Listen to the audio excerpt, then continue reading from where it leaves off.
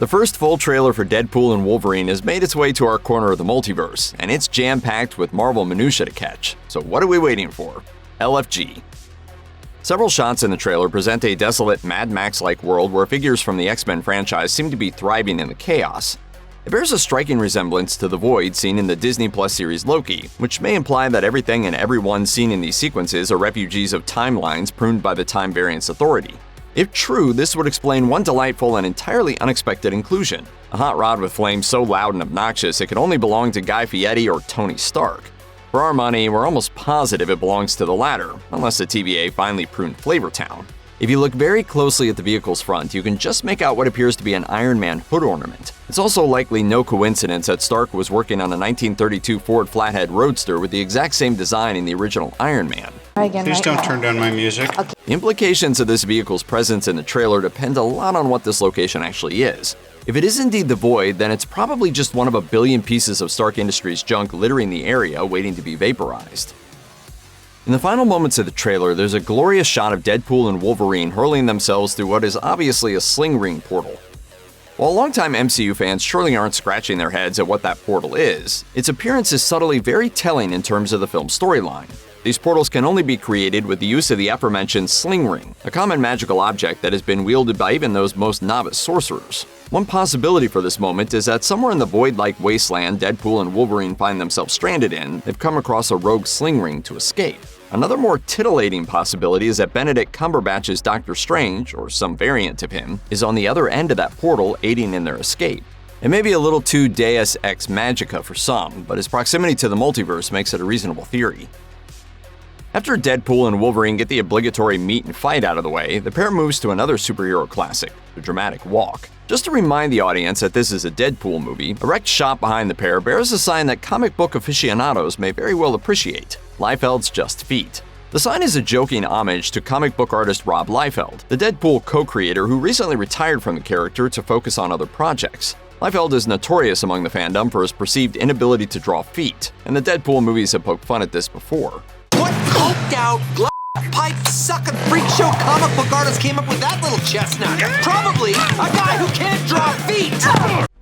We knew that some familiar faces would appear in Wade's third outing besides Hugh Jackman's grumbly, mumbly mutant hero. Next to a brief snippet in the new trailer, we got a glimpse of a bunch of them. In what is seemingly an alternate timeline where Ant-Man didn't come out on top, his enlarged skull and helmet have been transformed into what looks like a lair for Cassandra Nova. To prove just how big a supervillain she is, it also looks like she has some of the old X-Men franchise villains at her disposal, judging by the familiar faces standing outside it. Forgive us if we're not totally accurate on who is hanging out in this Marvelized cave of wonders. But from left to right, there's what looks like Ray Park's Toad from X-Men, Kelly Hu's Lady Deathstrike from X2, and Jason Fleming's Azazel from X-Men First Class, to name a few. How they've all found each other is unknown, but the idea that the Disney 20th Century Fox merger caused mutants at Time Forgot to unite and hold out in the wasteland that is now this abandoned timeline seems a wild but interesting bet.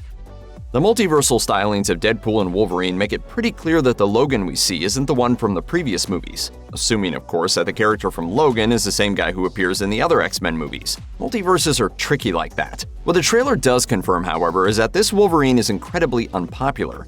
In fact, both the barkeeper and Mr. Paradox make clear in no uncertain terms that this Logan's world considers him an outcast due to some unspecified costly failure. This Wolverine let down his entire world. It remains to be seen just what this means for the character. Chances are that he won't be a direct adaptation from any single comic book version of Wolverine. However, his outcast status and the fact that Deadpool almost instantly comments on his age could very well be a nod to Old Man Logan, a version who stars in an arc of the same name who spent decades in self-imposed exile after letting his people down in a major way. To discuss precisely what Old Man Logan does could be a potential spoiler for Deadpool and Wolverine, but if the movie has something similar in mind, it's big. Hugh Jackman and Ryan Reynolds are deservedly lapping up most of the attention this trailer will get, but arguably the most novel aspect is the extended look we get at the film's primary antagonist, Emma Corrin's Cassandra Nova. The ruthless telepath, developed by Rockstar Comics creators Grant Morrison and Frank Quitely, has been dying to get the live-action treatment since she debuted in 2001. Now, Marvel Studios has brought her to life, and based on what we can see in this trailer, she looks absolutely perfect. Boys are so silly. The specific look Marvel has chosen for Deadpool and Wolverine is nearly identical to her most recognizable comic outfit. A simple trench coat and button-down combo may not seem like much, but in a society where most don brightly colored spandex and symbolic iconography, something about this cold utilitarian attire feels especially chilling. She's one of the most dangerous and terrifying foes the X-Men have ever faced in the comics, so it's only fitting she's dressed to kill for her MCU debut. If you zoom in, she even seems to be using a version of her comic book brother Charles Xavier's chair. On a meta level, it's also arguably a promising sign that Marvel Studios will continue to embrace the wonderful costume designs from the X-Men comics as they integrate these revered characters into the MCU. Between Cassandra's look and a bright yellow and blue Wolverine, Marvel's mutants have never looked so astonishing. If there's one thing we've learned from the new trailer for Deadpool and Wolverine, it's that Old Man Logan just can't seem to have a drink in peace, no matter what timeline he's in. Right when the trailer opens, Deadpool is bugging a very weathered and somber-looking Logan as he tries not to get thrown out of whatever dive bar he's in. The plot-related takeaway is that wherever he is, Logan seems to be a pariah who failed to save his world. But putting that aside, this dour bar reunion harkens back to a much lighter yet eerily similar moment from X-Men First Class. As the story follows a young Professor X and Magneto trying to recruit mutants for their cause, their journey takes them to a dive bar not unlike the one seen in the trailer for Deadpool and Wolverine. Like Wade, Charles and Eric approach a figure from behind who turns out to be Logan, and they too aren't warmly received. Excuse me, I'm Eric Lensher. Charles Xavier. Go yourself. The parallels between these two moments are too perfect to ignore, although a bar is admittedly one of maybe 3 places one would find an off-duty Logan. Everybody loves a themed birthday party. If you look in the background of the party shots in the Deadpool and Wolverine trailer, you'll see blue, yellow, and red, the colors of Deadpool and Wolverine's suits. It's a subtle detail, but it's a kind of small in-joke that the film is likely to be full of. Fans have been waiting a long time to see these two characters meet up again after the debacle of X-Men Origins Wolverine, and now that it's finally happening, it's worth celebrating. Deadpool has some new additions to his already impressive arsenal in Deadpool and Wolverine, and it looks like he might even get multiple upgrades over the course of the film. In the scene where he tries to recruit Wolverine to his cause, he aims one of his pistols right at Logan's head. It still bears the "Smile, wait for the flash" tag, just as in previous movies, but this time it's engraved in gold. Later on, after the two have properly teamed up, Deadpool is seen carrying entirely gold pistols, different from the mostly black ones in the bar scenes. At this rate, Deadpool might be solid gold himself by the end of the film.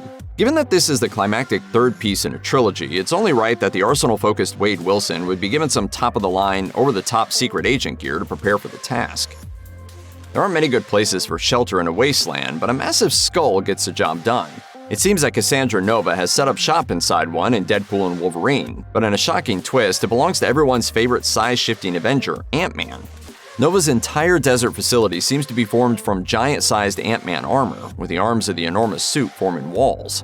Considering that Scott Lang is still alive and well on Earth 616, it would make sense that this dead Ant-Man could be from a version of the Marvel Zombies universe glimpsed in What If. Right now, that zombified reality is the only place where we've seen Ant-Man die, although Scott Lang is sort of resurrected later on. Because the zombie universe is similar to the one shown in Deadpool and Wolverine as far as apocalyptic landscapes go, it could be an intentional nod of some kind. Even if it's not the zombies version, it's quite possible that Cassandra Nova killed another incarnation of Ant-Man, maybe even the famously failed version of the hero written by Edgar Wright. Deadpool and Wolverine is dealing heavily with the TVA, so it only makes sense for the film to overlap with Loki. One of the biggest references seems to reveal itself in a shot which shows an ordinary puff of clouds transform into a purple snarling creature. While other explanations are possible, this is almost certainly Alioth, the guard dog stationed at the end of time by He Who Remains. Alioth is an incredibly powerful entity, a devourer of time and space who nearly ends Loki's own journey. What exactly the creature could be doing in Deadpool and Wolverine remains to be seen, but it likely won't be pretty for the heroes. In the comics, Cassandra Nova often pursues rampant destruction, and Alioth, as a being capable of consuming nearly anything in its path, would be a terrifying weapon in that pursuit.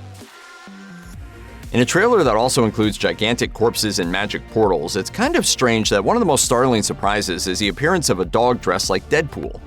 This good, or more likely very bad boy, could very well be a normal canine who was unfortunate enough to be roped into Deadpool's crew, or he might just be the hero the MCU desperately needs right now. In the comics, there is indeed a mutant dog with the same regenerative powers as Wade that goes by the name Dogpool. Rather than merely being Wade's pet, Dogpool is a variant of Deadpool from another Earth, who ultimately joins forces with a team of other variants dubbed the Deadpool Corps. While it's unlikely that the whole team will show up, there's a good chance that we'll get at least some shoutouts to the Deadpoolest superhero team to ever grace the pages of Marvel Comics. The trailer for Deadpool and Wolverine features a quick moment that seems like it's straight out of an entirely different franchise. An unidentified character rides some kind of retro-futuristic chariot rig in the desert, drawn by several motorcycles that look a lot like Hydra's Lindworm 5 bikes. There's no real way to know who the character plotting this contraption is, but the whole scene is a few amps and one doff warrior short of a scene from Mad Max Fury Road. Plenty of other moments in the trailer suggest a Mad Max-style wasteland, from the skeleton fortress to the strange hideout Wolverine gargles his drink in. There's even a cool rat rod-style car that also fits the same aesthetic. Seeing that cars play a notable role in the trailer, and the strange chariot appears just as Deadpool gushes about a massive action scene, it's tempting to think that Deadpool and Wolverine might have some Mad Max-style fun at some point down the Fury Road.